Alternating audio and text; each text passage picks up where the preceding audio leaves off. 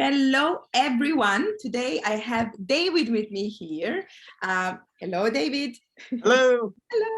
So just to give you a short background, David and I, we met through LinkedIn, just to tell you how LinkedIn is amazing. And I'm not sure how long we have been in touch, but we have become friends by now. And it's been really, really a pleasure. I asked David to join me here today to talk about, his experience, his background, because there's definitely a lot he can share. And I want you guys to gain even more value so that you don't hear only me always talking. So David, would you please tell us a bit, who is David? A bit of about your background and here you go. Well, Sandra, thank you for the opportunity, first of all. And my name is David, last name Buck, B-U-C-K. Who is David? That's always a very big question. David is a father. He's an entrepreneur. He's an ex-IT guy. He's a husband. He's multiple things wrapped in. And I know we're going to keep professional and such like that. But we did meet on LinkedIn. I've been actually on LinkedIn for since like 2002 in the IT realm. That's how but anyway, got to meet Sandra just by chance, because that's what LinkedIn is all about, sometimes just by chance. And yes, we have become friends. I like her insight. I like what she's doing for people in this group. And let's see, I've had, as you can see by the gray hair, I've got a few candles on the cake. Let's just put it that way. I've had 4 different industries. I've been in, I was an operations person in retail. I worked for a spice manufacturer for over over 19 years, almost 20 years. And through then I bounced around between banking and insurance. So that's who David is.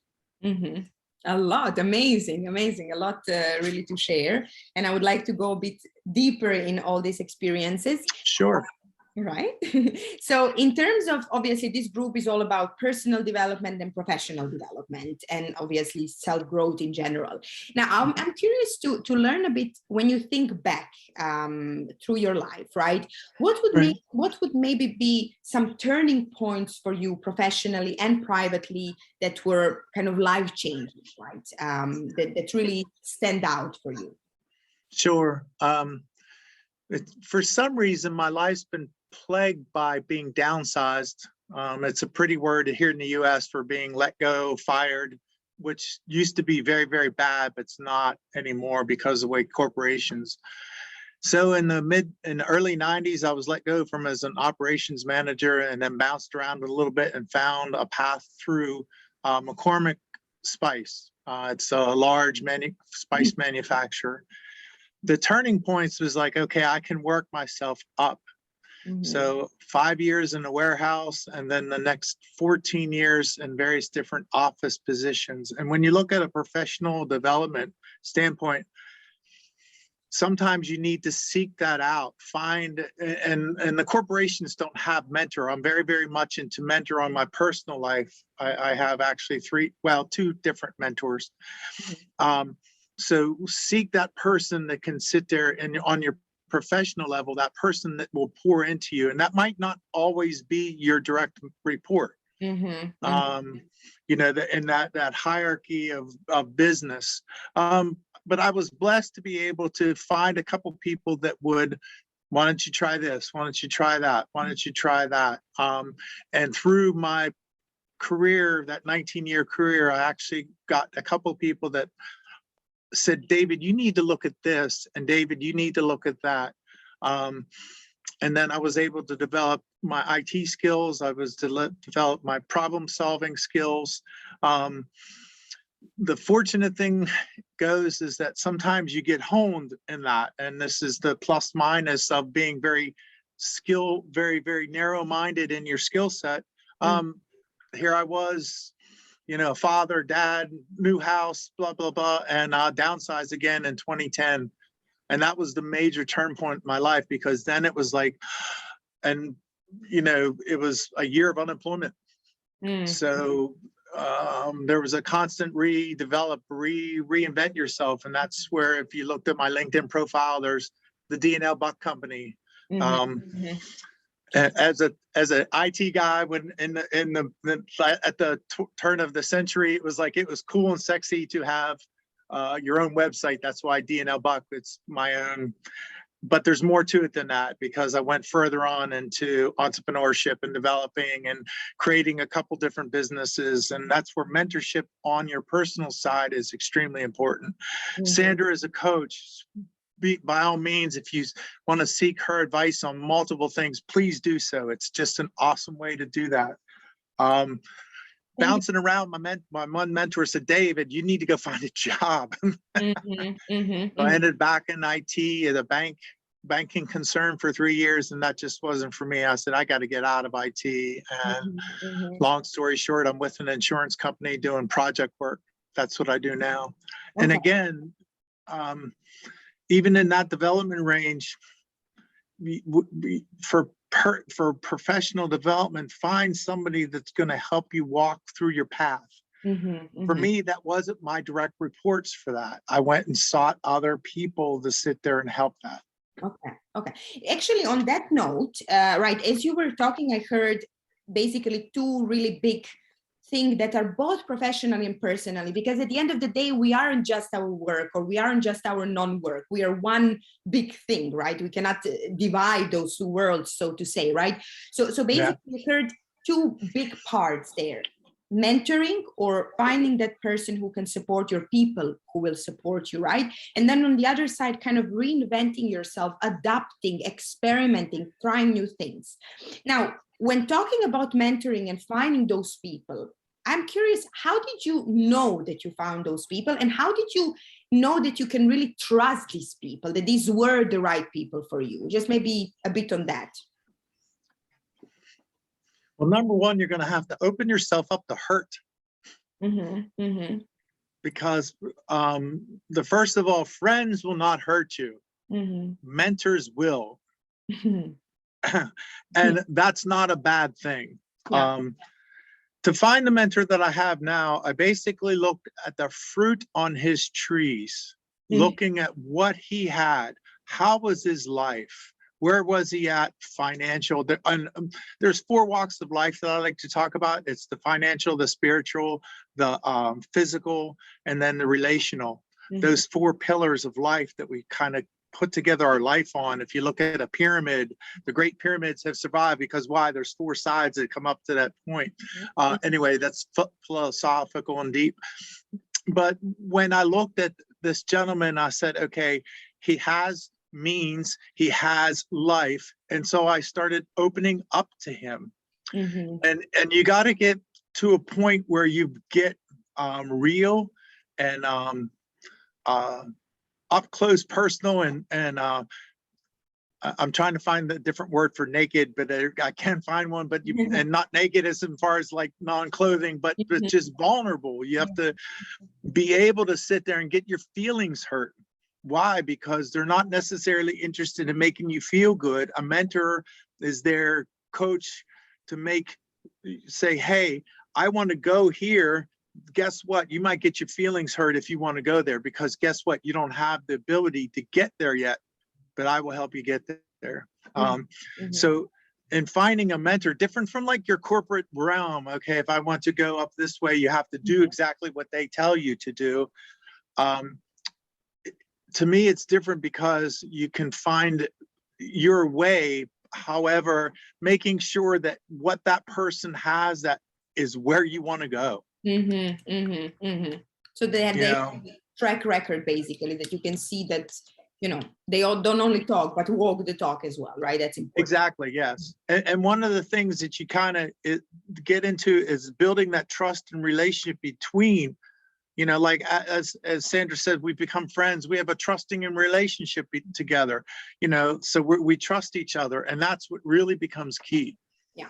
Trust, if you think about it, is really base for any kind of relationship. Yes. And there is no trust, and there is, and I mean, communication and trust, basically, right? Like they go kind of hand in hand. If you don't have that, you can't build on top, right? Then you don't have relation, right? It's okay. Yeah. All right. And You Please. said something about reinventing. So I actually Yeah. looked back and said, okay, what can I do? Okay, what can I do good? I'm a foodie. That's why you're only seeing this much. Because Oh no. I'm only kidding. So when you reinvent yourself, kind of like a passion. I'll try to think of the words. It was like you don't have your job as your passion because you have your 9 to 5 is not your passion. That's just something to find your bills. Your passion is something that you just do forever. You know, anyway, you were going to say something else. So how did you find your passion? I actually wanted to ask you about reinventing. So you took the word from my mouth, you know. So how did you find your passion? How did you know that that's it? Well, it stems a long time ago. My dad said, David, you need to get into 1 or 3 things. Food, because people are always going to be hungry and you love food. Doctoring, because I've been had some health challenges all my life. Doctoring, because people are always going to be sick. And then the third one, that's morbid, because it's a mortician, because people are always going to die. And I chose the first one because food. I like food. I was in food manufacturing. Wasn't really food, but I spent a lot of time serving, and my thing was when you find out, okay, some people go to a restaurant and you find that really, really good waiter. Why? Because he's not necessarily there for the money. He's there for, like, well, yes, the money, but also an enjoyment. He gets fired up by serving, or he or she. That chef that's not there just because you can see it in their eyes. They have that light in their eyes. And for us, you know, it was both my wife and I, we decided to, like, venture and represent some companies, and we turned that all into a smoothie bar. We had a smoothie stand for a bunch of years right before, well, we stopped it before COVID, thank goodness, because then COVID, that's another thing. But you find something that, okay, there's an author that I really like. He said, when you sit there and you've lost time doing what you like to do, that can be your passion. So for me, when we were doing certain things and it was like all of a sudden 4 or 5 hours are just gone like that, where did the time go? That's your passion.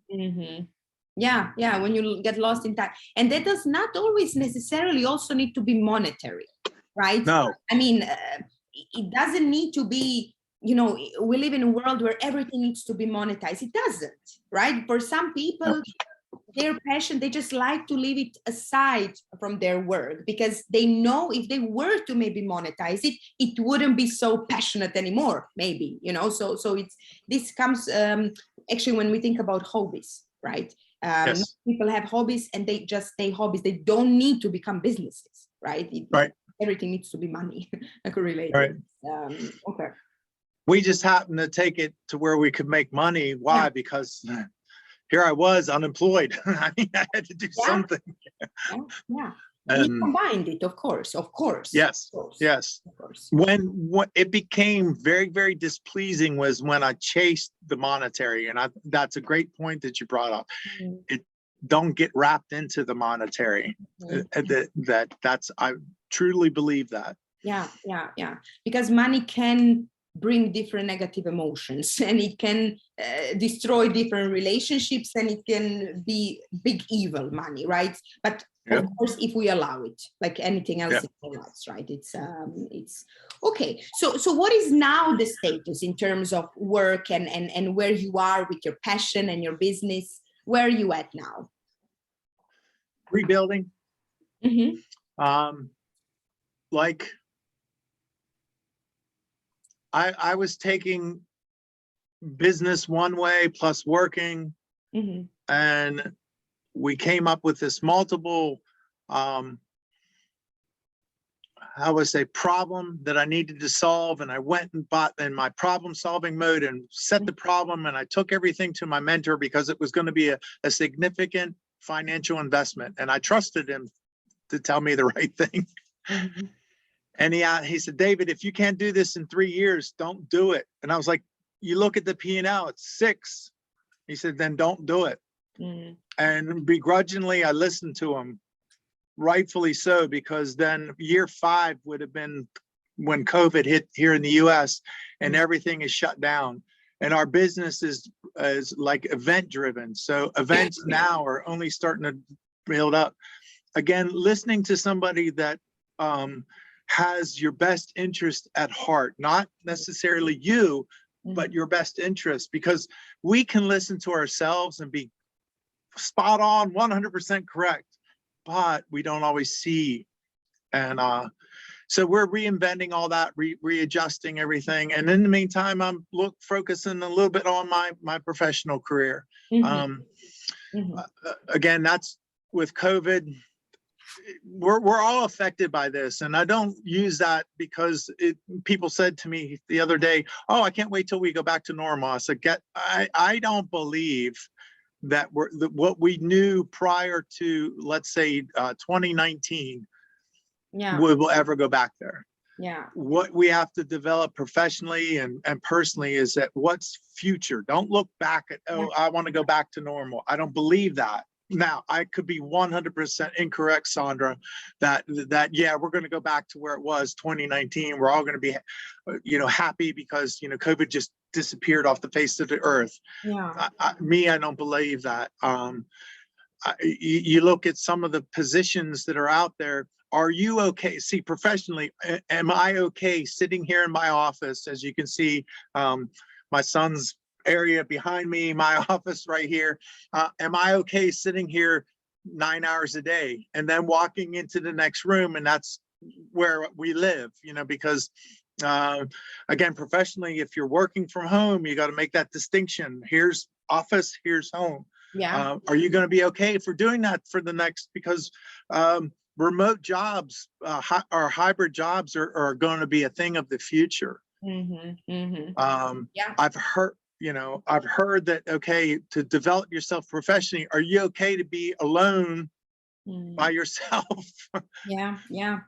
That's a very good point, and I mean, when thinking about that, my worry in a way is that, how can I say, like, I'm afraid that people are going to become even more kind of isolated, right? And by being alone, continuously or most of the time, right? Like, somehow you lose a bit of these social skills, right? Because I mean, one thing is to type on a computer or whatever. The other thing is to really meet that person face to face and like feel each other, touch each other, just like be there. It's a very, very, very different thing.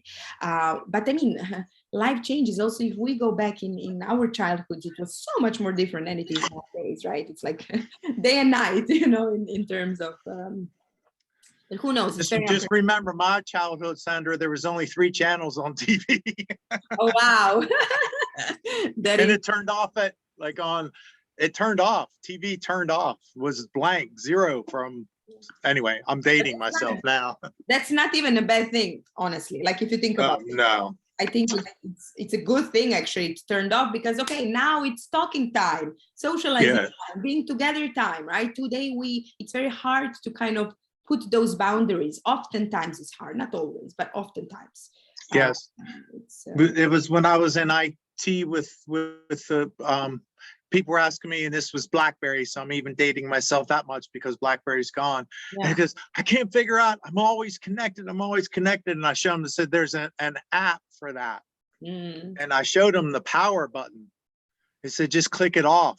Yeah. And a lot of things that we got to do professionally and even like in our personal lives, we need to switch off. We have a rule in our home. Sunday evenings is you cannot bring the phone to the table. No, the phone stays away for that period of time. Why? Because then, like you said, we're interacting. One of the things that I try to stress to people is, like, when you're doing a Zoom call, be there, be on the call, not, oh, okay, I've got work over here, because, be there, have the video playing. Why? Because then you can see people can see you. Yeah. And sure, you might have a bad hair day, wear a hat, but you're still visible.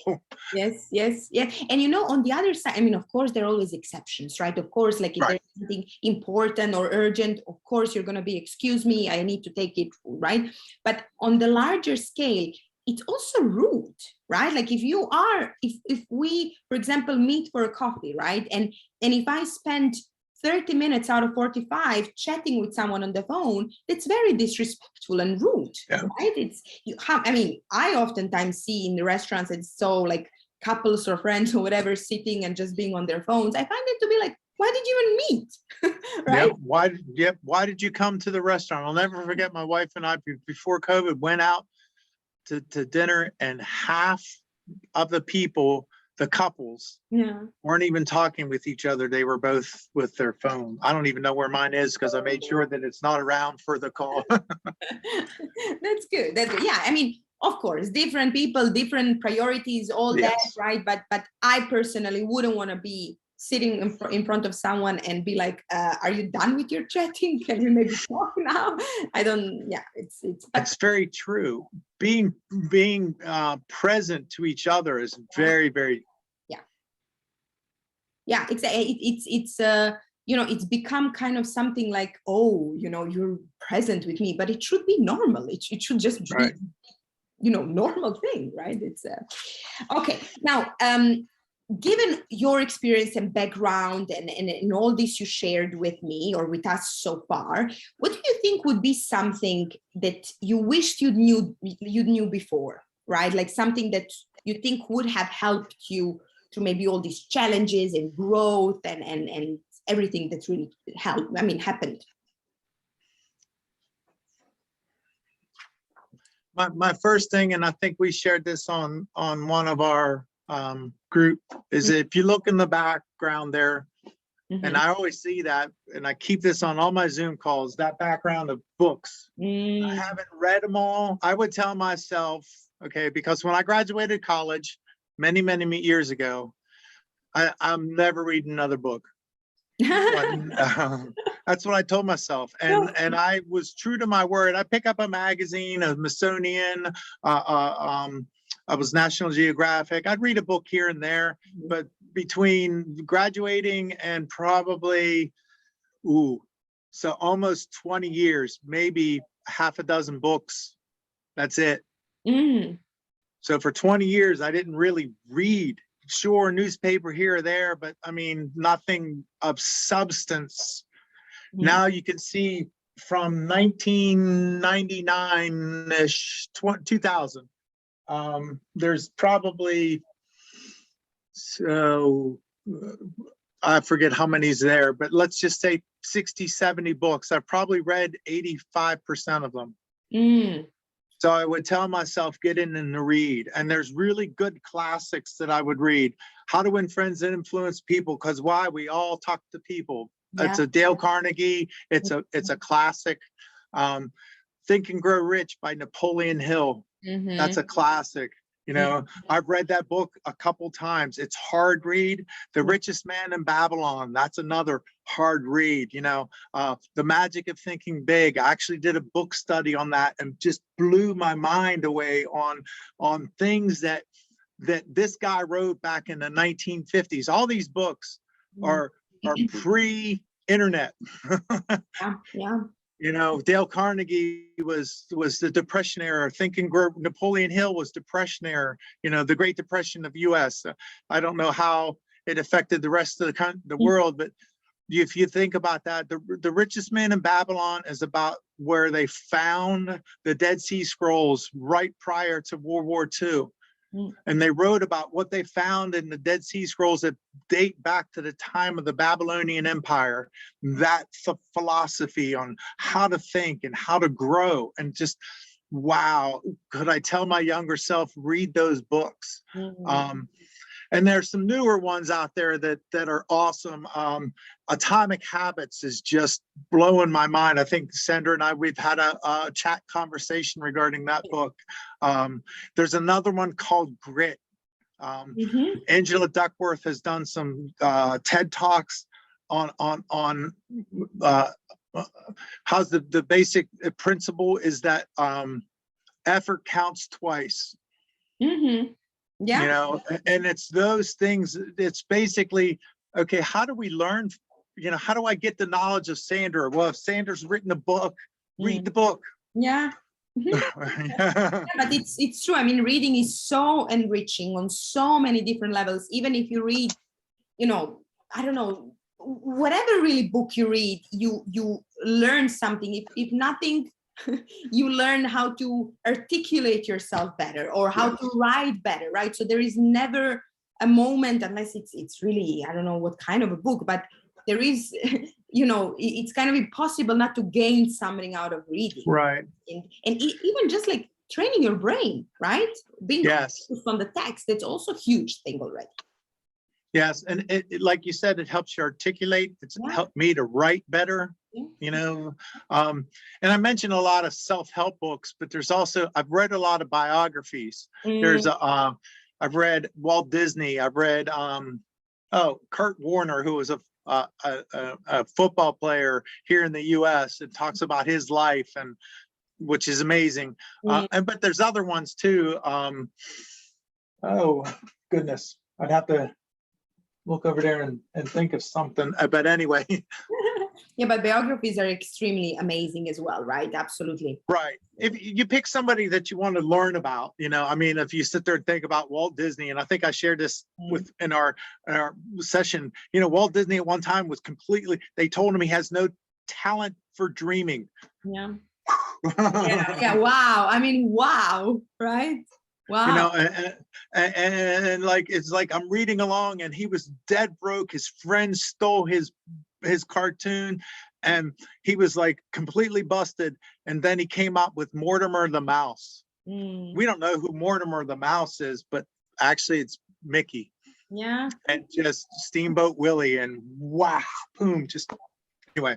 I mean, if we think about, right, like past and how many huge people have actually been told by someone you are not good enough or you will never do it or da-da-da-da, but they anyway kept going, right? And this is really already, that is such a huge learning point, right? Like, yes, you know, just keep it up.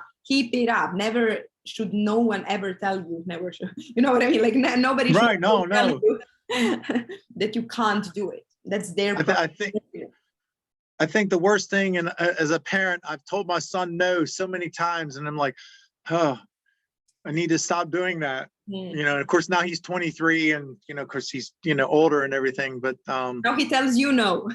well, yeah. Now it flipped. Yeah. All right.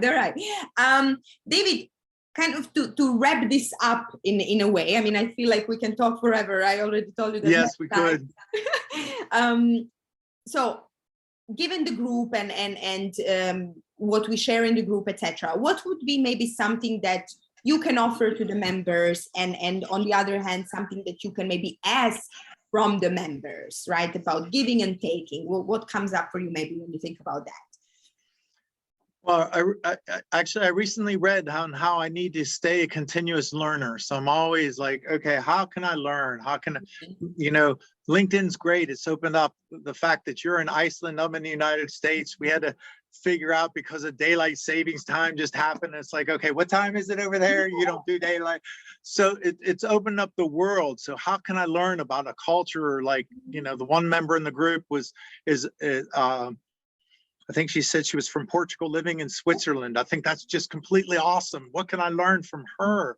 Just and you and Francesco, a member of the group, and hopefully you don't mind me naming names, but an Italian gentleman that's like you know, searching and doing some things. He's got knowledge. Yeah. So what can we share? The other one's kind of hard because I don't.